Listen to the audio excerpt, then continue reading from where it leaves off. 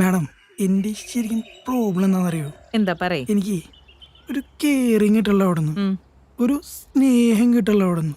എന്തൊട്ടി പറയേ, നമ്മൾ കല്യാണം കഴിഞ്ഞ ആൾക്കാർക്ക് മാഡം, ആ പറയൂ, കേക്കുന്നുണ്ട്.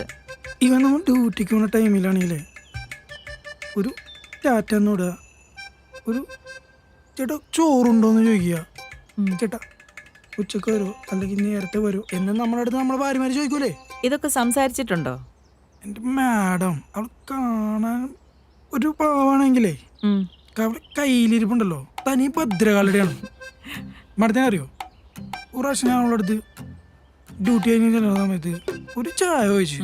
അവളെന്താ ചെയ്തേന്നറിയോ? കയ്യിലിരുന്ന പേനെടുത്തൊരു അറ്റേറ് മോന്തൊക്കെ ഇട്ട്.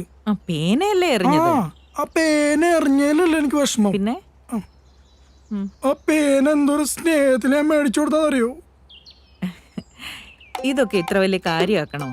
ഇന്നത്തെ കാലത്ത് ഏത് പെങ്കൊച്ചുങ്ങളാ അടുക്കള കയറി ഒരു ചായ ഉണ്ടാക്കുന്നത്? ഞങ്ങളുടെയൊക്കെ കാലത്ത് അടുക്കളയിൽ പുറത്തിറങ്ങാൻ പറ്റത്തില്ല. ഇതൊക്കെ നമുക്ക് സിമ്പിൾ ആയിട്ടുള്ള കാര്യങ്ങളല്ലേ?